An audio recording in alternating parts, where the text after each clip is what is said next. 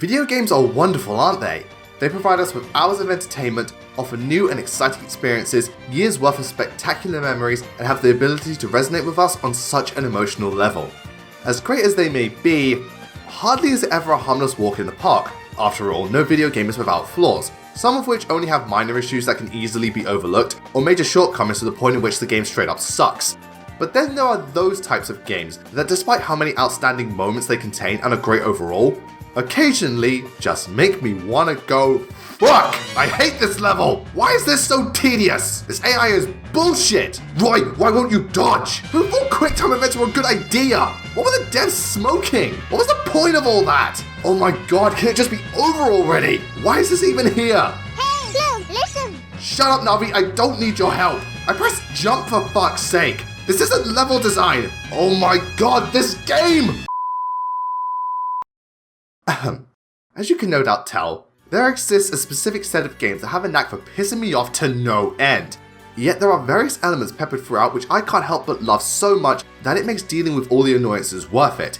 And these 10 games in particular are experts at both succeeding and failing at the same time. So join me everyone, and see how I have trouble deciding whether or not I want to kiss them or kill them, as I count down the top 10 video games I both love and hate. As to be expected, this list is purely my opinion, and I'm ranking each of these games on how strongly I feel both towards their positives and their negatives. So it's not a case of which game is the best or worst overall, rather how powerful my love and hate for these games are. And if you completely adore or utterly detest any of the games featured, that's fine, you have every right to feel whichever way and disagree with my choices. I just want to make one thing clear. Every game on this list I think is a good game. Some are great in fact. They just so happen to get under my skin and make my blood boil every now and then. Give it long enough and I would have obtained Perry's personal skill. Thankfully, there are enough positives to prevent that.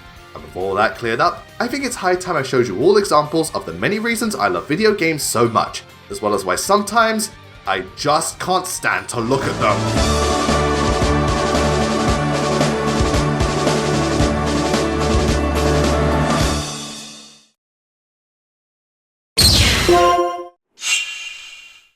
The Wonderful 101. Platinum Games are quite the rising star of game developers, aren't they? Having created some truly outstanding titles over the last decade, arguably being the best in the hack and slash genre, as well as having a very strange fixation with deadass. One of their lesser known titles for the ill-fated Wii U just so happened to be what I consider their most creative and unique game to date, along with their most frustrating and downright senseless piece of software, the Wonderful 101, or in my case, the Wonderful 50.5. This game just barely makes the list, as there's more I love about the game than hate instead of being a simple 50-50 split. However, I cannot overlook how often it likes to kill any semblance of fun I'm having. So much for superheroes. First and foremost, while the game is very creative and entertaining, the tail end of it got really boring for me, and just kind of threw anything together with no rhyme or reason, causing the final stretch to really drag in my opinion. On top of that, the ranking system for this game is a bitch. I mean, I know it's commonplace in most Platinum games, but good god, is it so damn stingy! I play fighting games that demand less perfection from the player. Moving on, I thought that some of the enemies took way too long to kill. The last couple of Unite modes were a bit too situational and gimmicky for my taste. Sometimes the game simply wouldn't do what I told it to. Look, get in the eye. Get in the fucking eye! Certain levels are a complete clusterfuck, and though the characters are an undeniable highlight, not all of them are super duper. Luca! While all of the above is pretty bad, the amount of good the game does is worthy of a true hero. The very concept of the Wonderful 101 and how it uses the gamepad is brilliant and made for an experience unlike any other, backed up by the game's level design, which for a good chunk of the journey I found to be very varied and remarkably diverse, so props to the devs for keeping things interesting. As expected of Platinum, the art style is wonderful, pardon the pun. The music is so damn good they included it in Smash Bros. The storyline, while cheesy and doesn't make much sense, again as expected of Platinum, is a fun ride and filled with a ton of heart. The humor is on point, the characters are just so charming, and this game's hype meter is Gurren Lagann levels of epic. Nowhere is this better shown than with the boss fights, as not only are they astronomically intense and test your skills in a multitude of ways, but when the tables turn and that music kicks in, all I can think to myself is, we can do it! We can do it! 'Cause a hero never says no.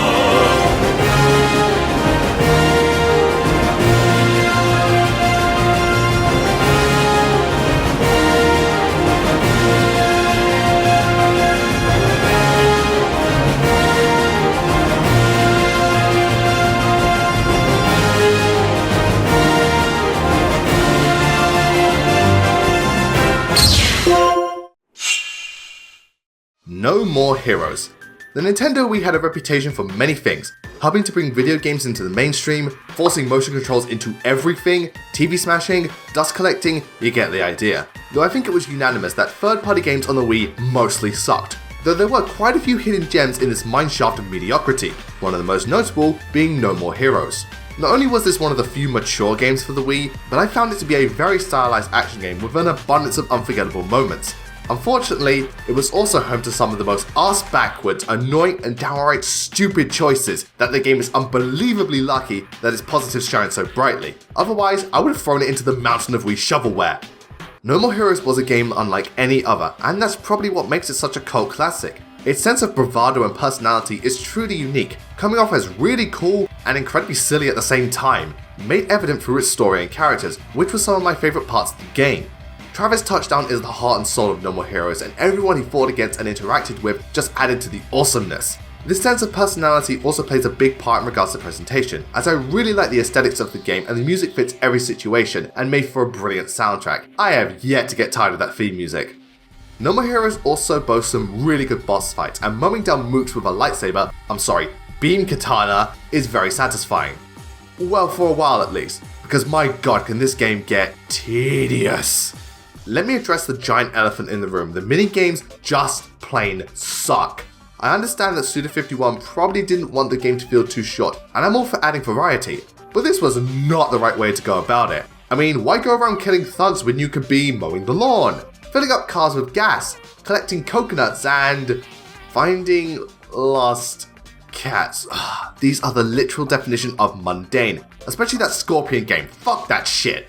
If that wasn't bad enough, traveling around Santa Destroy is bleak and boring, the combat can get really repetitive, some of the bosses, while cool characters, have boring fights, and the game likes to suddenly pull shit out of its ass simply to confuse or irritate me. Well, mission accomplished, jackasses!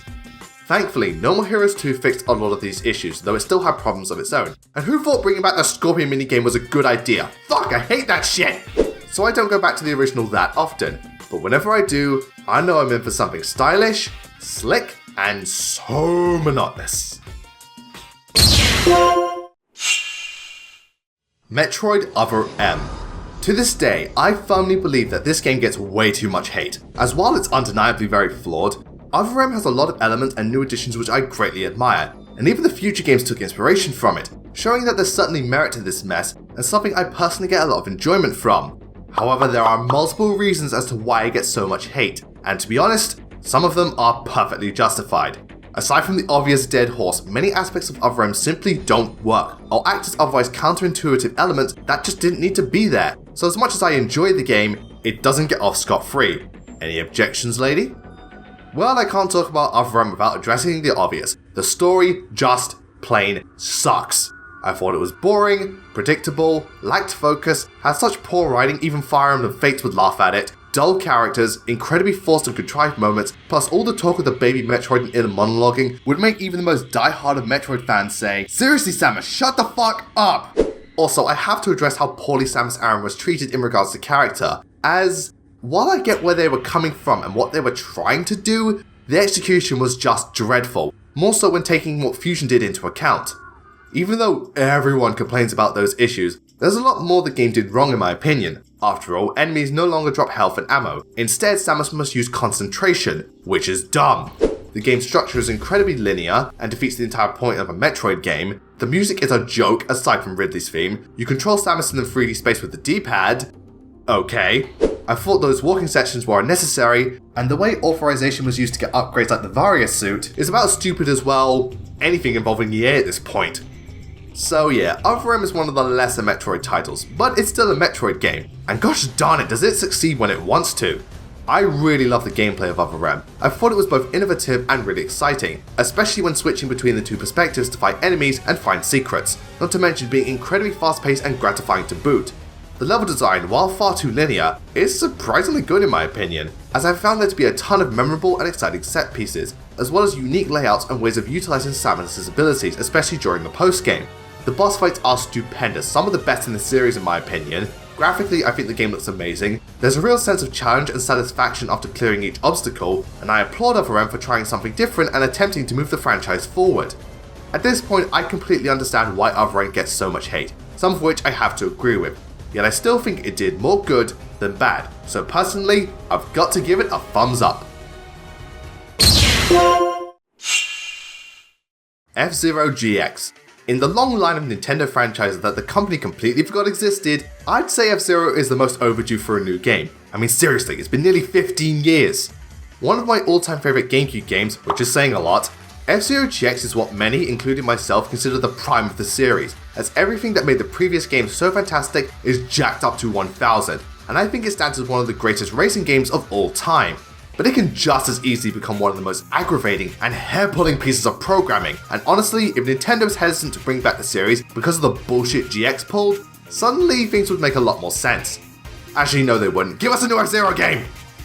F-Zero has always been about racing at supersonic speed and trying to do whatever possible, no matter how dangerous, to reach first place, making it a very difficult but also very rewarding type of franchise, and GX is where it all went overboard for better and worse. This game is not the least bit friendly, and it will take any and all opportunities to completely destroy the player, as the AI is incredibly aggressive and otherwise masters of each course. Certain obstacles in the track require split-second reactions even people from the Matrix will have trouble keeping up with, how making a slightly wrong turn has made me go from first place to dead last in a second, and as a whole, while I'm all for a good challenge, I think the game makes you work way too hard for victory, which can kill my fun. Of course, I can't forget about how unfair the story mode is, and even though there aren't many chapters, you'll be replaying them so much you could complete all of Xenoblade Chronicles before this game, and I'd say it's here where the worst of GX comes to light and the frustration levels literally skyrocket.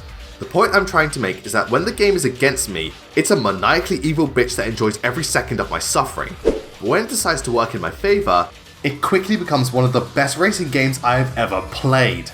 The sense of speed is beyond amazing, and even though the courses can be unfair at times, most of them are incredibly well designed and surprisingly varied. They take full advantage of what you can do and offer unique challenges within each of them for a greater sense of variety, and the game frequently rewards top-notch playing skills and taking risks. Seriously, being able to pull off a spinning drift around a sharp turn is more cathartic than it should be.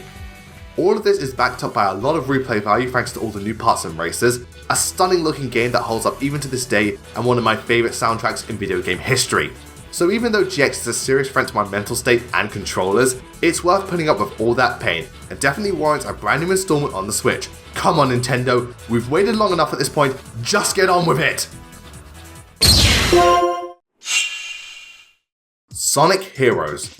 I grew up during the N64, PS1 and Dreamcast era, so I was more familiar with the Sonic Adventure series rather than the Mega Drive classics, and thus I have a bit of nostalgia bias towards the earlier 3D games, though in the case of Sonic Heroes, my nostalgia could only go so far. I have a lot of fond memories of this game, and I still find lots to like about it. In fact, I think it handles certain elements better than most 3D Sonic titles. But of course, it's not immune to the plague that seems to follow the blue blur everywhere, as it shows off some of the worst that Sonic games can offer, even more so than the likes of Shadow, 06 and Boom. Ugh. So it's easy to see why I have such mixed feelings. Unlike the Adventure series, there is no mech shooting, treasure hunting, or Froggy! Instead, the game is nothing but high-speed platforming action, and when it decides to behave properly, it is some of the most fun I've had in a Sonic game. The ability to switch between 3 characters allows for a lot more interesting enemy encounters and platforming challenges, which resulted in some of my favourite Sonic levels to date that are filled to the brim with energy, charm, secrets, and tons to do.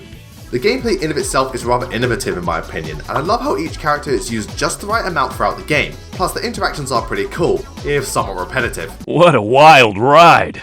Add to that a Sonic game that I think captures the look and feel of the classics better than most, a soundtrack that is just as great as the Adventure series, one of my favourite final bosses ever, Team Chaotic's missions having different objectives for the added flavour. Honestly, this game sometimes resembles the absolute best of what Sonic is all about.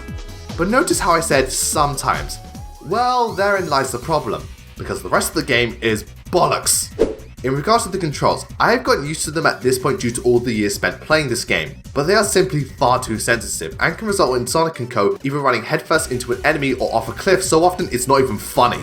The game prevents you from switching to another teammate when falling, which is stupid. The pinball mechanics are a joke. Some of the level design is either far too dull or far too gimmicky. I felt grinding rails was even worse than in Adventure 2. The hit detection is laughable. Playing the same game 4 times is mind-numbing. Certain Chaotix missions are just plain terrible fucking torches. Character battles haven't got much better. And as for their special stages, shit, damn it, god, Oh, not a fan.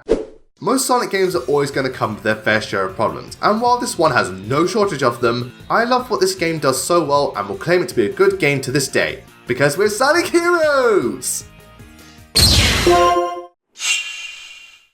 Jak 2 Renegade. Jak 2 is a strange case of where I personally feel less is more, as the game did an amazing job at giving the franchise its identity, and a lot of the updates from an objective point of view were for the better, so much so that it almost made Jak 1 irrelevant, and in many respects, Jak 2 is what the series needed, plus it's an overall great game, no doubts there. But as much as I'm open to the idea of and encourage change, not everything here turned out for the best in my opinion, as I felt a lot of what made me love the original was lost in translation, and I have yet to play another Jak and Daxter game that has infuriated me as much as this one, so while technically the better game, I'm not completely on board with the result. The jump from Jak 1 to Jak 2 is similar to that of Rondo of Blood to Symphony of the Night, at least to me, as the series went from a well-made but slightly generic 3D collectathon to a far more unique sandbox-style action game that allowed the franchise to truly become its own thing, as the story, characters, setting and lore took a very dark but much needed turn, and this game has in my opinion one of the best narratives in the platforming genre. I thought the new art style was great too, mixing dystopian cities with the organic and ancient look of the original to create a visually marvellous game, and the world of Jak 2 felt more cohesive this time around. The addition of guns were a welcome gameplay feature, some of the new levels are great and provided tons of fun, there's more variety here than the first game, I like Dark Jak, the boss fights are miles better. Truth be told, Jak 2 is simply a better made game from an impartial standpoint, but a lot of it just bugs me to no end. First and foremost, though I like Haven City, travelling around it is boring. An enormous chore thanks to the game's mission-based structure, a good chunk of which I really didn't enjoy and were unfortunately for me, more frustrating than fun. Often boiling down to shoot everything that moves, escort this character to this place, and do so and so within the time limit. Also, certain missions just flat out suck, like that bloody arrow race, and oh my god, why are so many people in this game morons? Stop walking into enemy fire! Specific sections of the environment are a little too bleak for my taste. Trying to collect all the precursor orbs, though optional, is a huge pain. The music was really forgettable in my opinion. At this point, Jak 2 is what I would describe as being home to some of the best moments in the franchise, but also having a mishmash of annoyance and aggravation. I once again have to stress that this is more of a personal thing, as I just so happen to prefer the setup of Jak 1, but can see why Jak 2 is the better game, even if my broken PS2 controllers say otherwise. Bayonetta. Well, if it isn't the folks at Platinum once again. Man, you guys really know how to push on my buttons, and I mean all of them. As arguably your most popular and well-known game was quite the experience for me, for both the right and wrong reasons. Bayonetta has received a lot of praise ever since its release, and I absolutely understand why so many players would lick the heels of this Umbra witch.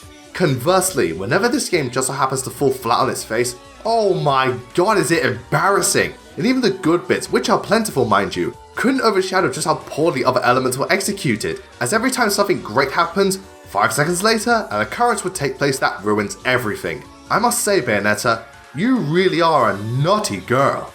Bayonetta is often regarded as an incredibly fun and stylish hack and slash, and truth be told, it is. Bayonetta's gameplay is among some of my favourite within the genre, as I found it very easy to pull off large strings of combos, and every move looked oh so flashy and fabulous, making enemy encounters that much more awesome, and the witch time mechanic is what sealed the deal for me. In fact, Platinum loved it so much they felt the need to bring it back again and again. Bayonetta herself is so damn cool. I love how confident she is and her attitude towards everything and everyone. In fact, the game as a whole is so charming and full of personality, and by the grace of God does it have a fantastic soundtrack. The boss fights are another huge highlight of this game, and at its best, Bayonetta is some of the most fun I've had in years. But at its worst, oh man does this game suck so much that not even a lifetime of lollipops could sweeten the deal. As much as I like to praise the gameplay, there really isn't much else to do outside of moving forward and killing enemies, which is to be expected of this genre, I know, but I can think of many similar games that change things up and allow for some variety once in a while.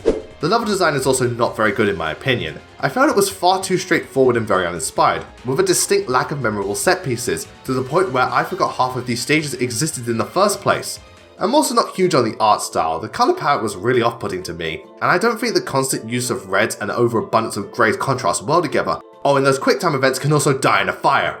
Dare I mention how bad the story is? Being overly complex and overblown, yet completely unoriginal and uninteresting, Bayonetta's narrative is just so blah. I felt myself groaning throughout the entire thing more times than the second half of Sword Art Online. Thank the gods I thought Bayonetta 2 perfected everything. As while the original is a game I'm glad I played, I simply wish I could say it was a great time from start to finish. Fire Emblem Radiant Dawn. As much as I love the Fire Emblem series, if the vast amounts of videos haven't made that obvious, the franchise isn't without its problems, and certain games have components that just make me go ugh. Whether it be Echo's sorry excuse for map design, Genealogy not knowing when to just end already, Binding Blade's many levels of bullshit, or Awakening's never-ending respawning units, the worst case offender to me is without a doubt Radiant Dawn. Holy naga, does this game make me fume more than the fanbase's reaction to the Warriors roster, and has some of what I consider the worst aspects of Fire Emblem within it.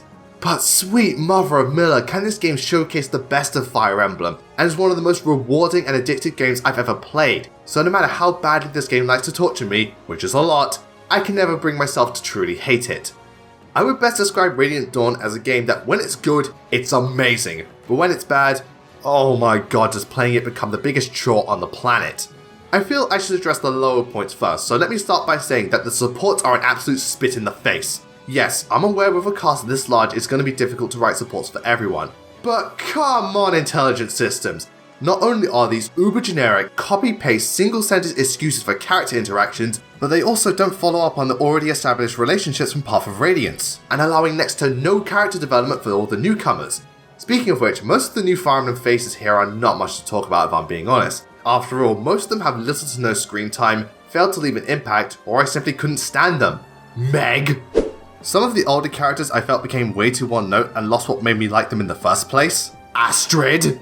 Plus, do you remember how games like Path of Radiance and Sacred Stones started to fix some of the balance issues that plagued the older Fire Emblem games in regards to unit distribution? Well, this game fucked that right in the ass by giving us some truly unbalanced and just terrible units. And I mean terrible. Radiant Dawn is also quite the hard bitch, at least in part 1. As the game throws so much shit at you, you'd swear you were fighting a real army. And some of the map design is so bad, it made me vomit faster than you can say fuck Nuribaba's level. I could go on, but I think I've made my point clear. Nevertheless, when this game gets good, holy shit is it awesome. Where do I even begin? The story is currently my favourite in the franchise, and seeing the conflict from so many perspectives really adds to that sense of scope. While some units are terrible, others like Ha, Shinnon and Lagoose Kings are so good you simply can't go wrong with them. Some of the maps in this game are truly fantastic, the soundtrack is astronomically epic, the cutscenes are beautiful, the battle animations are almost as good as the GBA games, having 30 units destroy the late game is pure bliss. I thought characters like Alincia and Zelgus were fathoms more interesting than previously. The endgame is the best finale to any Fire Emblem game I've played, assigning skills allows for so much customization, and each time I conquer a map and my units become strong enough to rip the enemy a new asshole, there has never been a better feeling this franchise has provided me with. Fire Emblem will always have its ups and downs no matter the game, but in my opinion, Radiant Dawn is the best when it comes to both, which is why I can so easily love it one minute and utterly hate it the next. Crash Bandicoot. Similar to Sonic, I played a lot of Crash Bandicoot growing up, and he was pretty much my childhood in regards to the original PlayStation. More so when it came to Crash 2 and 3 though, as Crash 1, while certainly a very memorable experience, was an equally painful one. It's the number one bane of my childhood for a reason. Even if I have fun playing this game more than 20 years later, oh god, I feel old. At some point during the adventure, all that repressed trauma comes flooding back, and my blood pressure gets dangerously high, though my psychiatrist says that's commonplace with Crash 1, and was kind enough to offer an alternative. As far as 3D platformers go, Crash 1 is simple, good old-fashioned linear hallways and 2D sections of PlayStation goodness that I think is a great time, and moments like the boulder chasing or generator room were major highlights to me.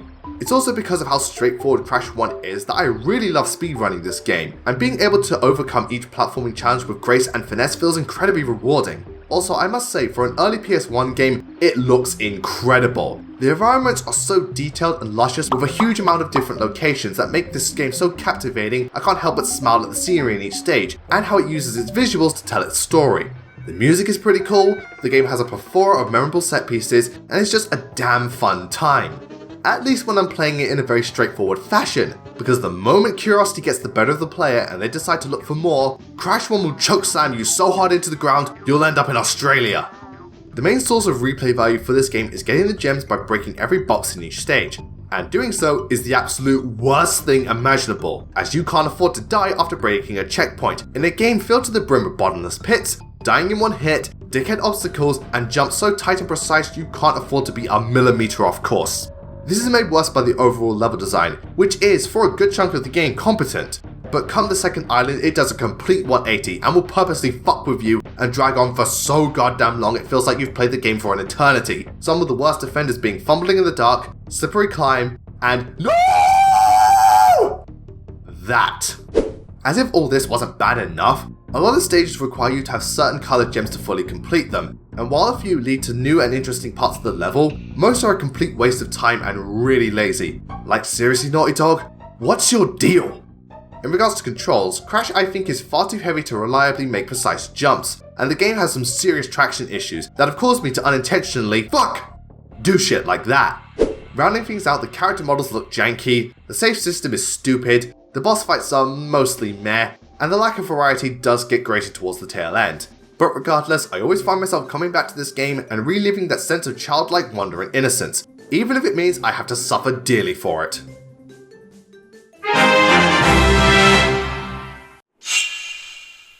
Super Mario Sunshine. Of all the games in the entire world that I love with all my heart and hate with every fibre of my being, Super Mario Sunshine reigns supreme. On the one hand, this is one of the most fun, creative and almost dreamlike experiences the portly plumber has provided me with. But on the other hand, this game is a cesspit of revulsion and shattered dreams, having some of the most unfair and arse-backwards bullshit this side of a ROM hack, and design choices that will make you want to smash the game over your head repeatedly to have a more pleasant experience, because actually playing this spawn of Satan can result in unbearable mental breakdowns and psychological torture. So why don't we take a look? Let's go! Super Mario Sunshine, while generally seen as a good game, is without a doubt one of the most polarizing Mario games ever made. Some people love it, some think it sucks. I think it's a bit of both, and I'll explain why. Since I want to end this video on the high note, let me just say, fuck the pinatas, fuck the blue coins, fuck the red coins, fuck the manta ray, fuck the pachinko game, fuck the lily pad stage, fuck the boat levels, fuck the blooper surfing, fuck some of those secret levels, fuck the dumbass and moronic reason for this plot, fuck the 100 coin missions, fuck the cotton festival, fuck those wind spirits, fuck this sandbird, fuck that watermelon, fuck it to hell. Fuck the balloon game, fuck the post game, fuck that piece of shit ending, fuck the hit detection, fuck some of these design choices, fuck the glitches, and fuck Corona Mountain up the ass! So, as you are no doubt aware, there is a lot I don't like about this game, and half the time I wouldn't even bother to fully complete it since it's just not worth the hassle. However, I solemnly believe that the journey up until the final boss is worth playing despite all of this game's bullshit. Why exactly? Because so much about Super Mario Sunshine is something I can only describe as breathtaking. To this day, I think Sunshine is the best controlling Mario game, as he feels perfect with the GameCube controller, and I can pull off tons of really fancy acrobatics. The addition of FLUDD was great and allowed for so many fun and creative ways to tackle stages and obstacles with different nozzles. Delfino Plaza, Wano Princess Peach's castle, was a cool hub world and I would spend hours messing around in it, and when I did eventually decide to tackle the levels, I thought they were so good. Yes, some of the missions suck, fucking piece of shit watermelon, I hate you! But the level areas themselves were filled with so much charm and ingenuity that I think they're some of the best levels in any Mario game. Speaking of charm, holy fuck does this game look good. Nintendo, you really nailed the holiday resort aesthetic with this one. Each area is so visually diverse and vibrant my jaw drops upon viewing so much as an inch of these landscapes. The soundtrack is what you'd expect from a Mario game, so great stuff. You can ride Yoshi and he's awesome, some of the Secret Shrine levels are fantastic, the boss fights are really cool, and every time I play it, the game allows me to switch off from the outside world and take me back to my youth, to a simpler time when I didn't have to worry about all the hardships life throws at me. Super Mario Sunshine helps me to escape from everything and just enjoy myself better than most video games, to simply get lost in the experience and have fun, almost as if I were dreaming. This game truly is an enigma. One minute I think it's the best game in the world, and then suddenly I find it to be the biggest load of crap ever conceived. People still debate to this day how good or bad Sunshine is, but to me, it is both the best and worst Mario game I have ever played, and a game that simultaneously brings out the best and worst in me, which is why it takes the #1 spot as the video game I both love and hate the most.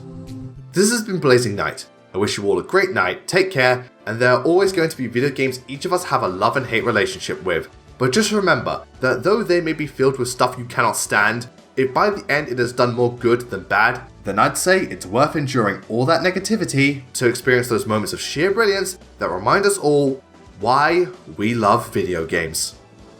Thanks everyone for watching, I hope you had a great time and enjoyed the video. Let me know what you thought in the comments and what other video games you have a love-hate relationship with, because I'm intrigued to know which and why. If you enjoyed this video, why not give the 10 Banes of my childhood a watch, or instead the 10 games I instantly fell in love with, and be sure to hit that like button and subscribe as well. Anyway, that's it from me, I'll see you all next time.